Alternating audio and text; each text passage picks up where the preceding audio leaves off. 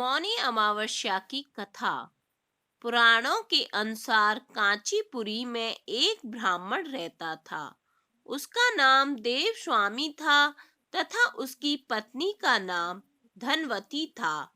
उनके 7 पुत्र तथा एक पुत्री थी। पुत्री का नाम गुणवती था। ब्राह्मण ने अपने 7 पुत्रों का विवाह कर दिया था। अतः अपनी बेटी के लिए वर खोजने अपने सबसे बड़े पुत्र को भेजा। उसी दौरान किसी पंडित ने पुत्री की जन्म कुंडली देखी और बताया सप्तपदी होते होते यह कन्या विधवा हो जाएगी। तब उस ब्राह्मण ने पंडित से पूछा, पुत्री के इस वैधव्य दोष का निवारण कैसे होगा? पंडित ने कहा, सोमा का पूजन करने से वैधव्य दोष दूर होगा। फिर सोमा का परिचय देते हुए उसने बताया कि वह एक धोबिन है। उसका निवास स्थान सिंगल द्वीप है। उसे जैसे तैसे प्रसन्न करो और गुणवती के विवाह से पहले उसे यहाँ बुला लो। तब देव स्वामी का सबसे छोटा लड़का बहन को अपने साथ लेकर सिंहल द्वीप जाने के लिए सागर तट पर चला गया। सागर पार करने की चिंता में दोनों एक वृक्ष की छाया में बैठ गए। उस पेड़ पर एक घोंसले में गिद्ध का परिवार रहता था। उस समय घोंसले में सिर्फ गिद्ध के बच्चे थे और गिद्ध के बच्चे भाई बहन के क्रियाकलापों को देख रहे थे। सायंकाल के समय उन बच्चों की मां आई तो उन्होंने भोजन नहीं किया।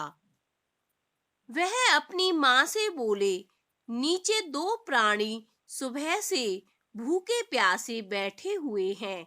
जब तक वे कुछ नहीं खा लेते तब तक हम भी कुछ नहीं खाएंगे। तब दया और ममता के वशीभूत गिद्ध माता उनके पास आई और बोली, मैंने आपकी इच्छाओं को जान लिया है। इस वन में जो भी फल फूल कंद मूल मिलेगा मैं ले आती हूँ। आप भोजन कर लीजिए। मैं प्रातः काल आपको सागर पार कराकर सिंहल द्वीप की सीमा के पास पहुंचा दूंगी। और वे दोनों भाई बहन माता की सहायता से सोमा के यहाँ जा पहुंचे। वे नित्य प्रातः उठकर सोमा का घर झाड़ कर लीप देते थे। एक दिन सोमा ने अपनी बहुओं से पूछा, हमारे घर कौन झाड़ू बहारी लगाता है, कौन लीपता पोतता है?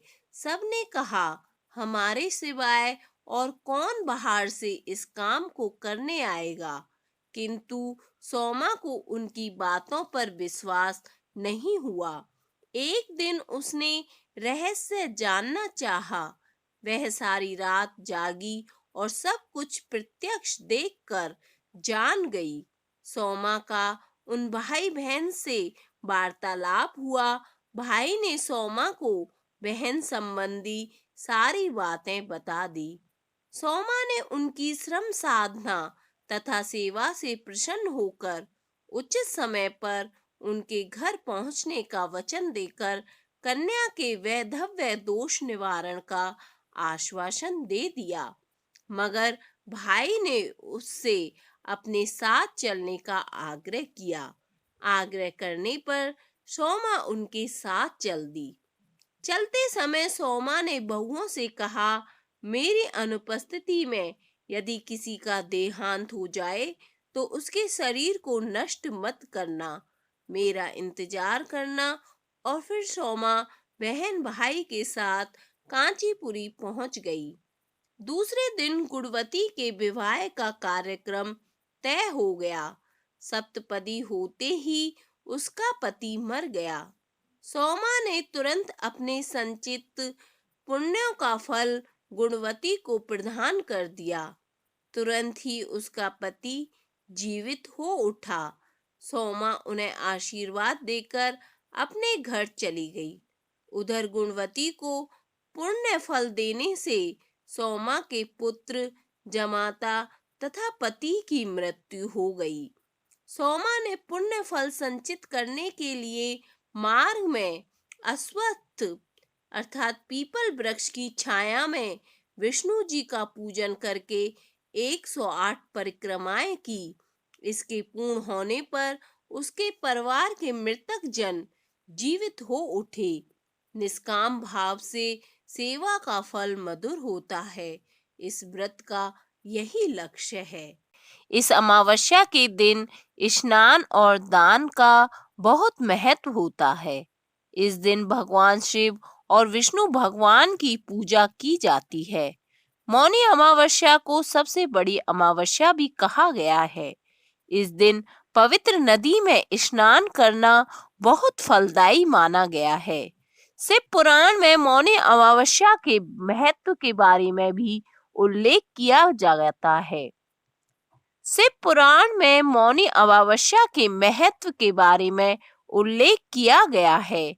कहा जाता है कि इस दिन दान देने से ग्रह दोष खत्म हो जाते हैं।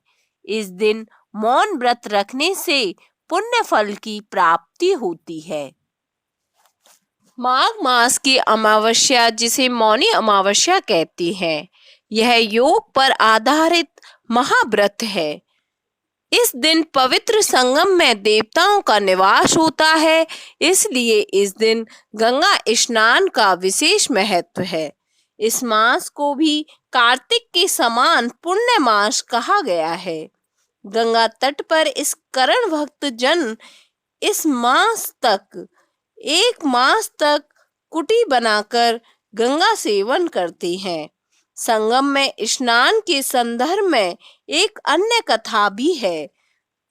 वह है सागर मंथन की कथा। कथा के अनुसार जब सागर मंथन से भगवान धन्वंतरी अमृत कलश लेकर प्रकट हुए, उस समय देवताओं एवं असुरों में अमृत कलश के लिए खींचातानी शुरू हो गई।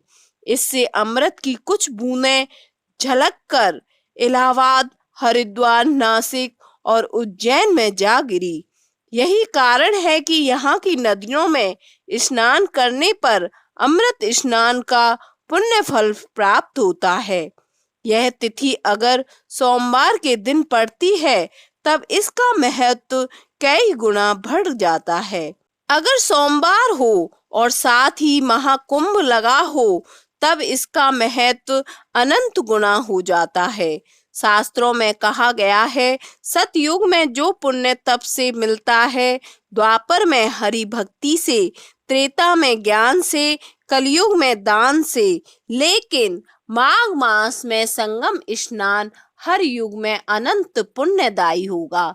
इस तिथि को पवित्र नदियों में स्नान के पश्चात अपने सामर्थ्य के अनुसार अन्न, वस्त्र, धन, गौ, भूमि तथा स्वर्ण जो भी आपकी इच्छा हो दान देना चाहिए।